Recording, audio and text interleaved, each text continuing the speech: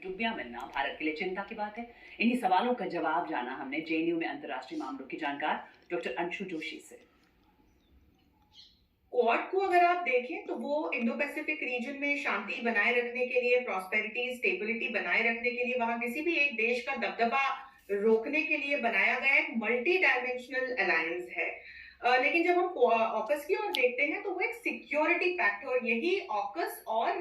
Quad को भिन्न करता है। हालांकि 2021 से जब से हम ऑकस को हमने आकार लेते हुए देखा, हम देख रहे हैं कि बराबर ब्रिटेन की ओर से, अमेरिका की ओर से भारत को इस प्रकार के संदेश भेजे जा रहे हैं कि भारत भी ऑकस को ज्वाइन कर ले। लेकिन अभी तक भारत ने ऑकस को ज्वाइन नहीं किया है, क्योंकि क्वाड के प्लेटफॉर्म के जरिए भारत मोटा मोटी वो सारे तमाम जो एस्पेक्ट्स हैं, जो सुरक्षा की दृष्टि से, संस्कृति की दृष्टि से और भी अलग अलग क्षेत्रों में कोऑपरेशन की दृष्टि से इन 4 देशों के द्वारा चलाए जा रहे हैं, भारत उसका हिस्सा है। ऑकस की जो ये डील है, जिसके तहत ऑस्ट्रेलिया की नेवल पावर को और भी मजबूत किया जा रहा है, तो ये भारत के लिए चिंता का नहीं बल्कि भारत के लिए एक पॉजिटिव कहीं ना कहीं पैगाम लेकर के आ रहा है, क्योंकि भारत और ऑस्ट्रेलिया के बीच पहले ही अच्छे द्विपक्षीय संबंध हैं और क्वाड के मंच पर दोनों ही देश मजबूती से साथ में काम कर रहे हैं। हाल ही में ऑस्ट्रेलिया के प्रधानमंत्री ने भारत का दौरा भी किया है और बड़ी सफलतापूर्वक एक वार्ता हमारे माननीय प्रधानमंत्री और ऑस्ट्रेलिया के प्रधानमंत्री के बीच में हुई है और कई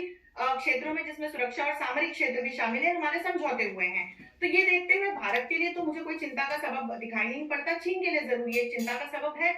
हाँ, जब हम बैलेंस ऑफ पावर की दृष्टि से देखते हैं तो हिंद प्रशांत क्षेत्र में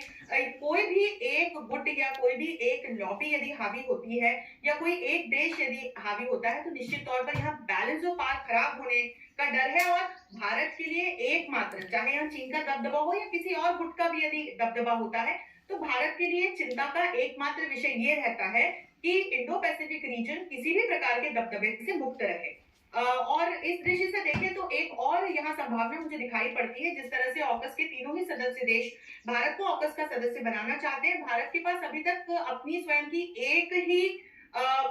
न्यूक्लियर पावर्ड सबमरीन है और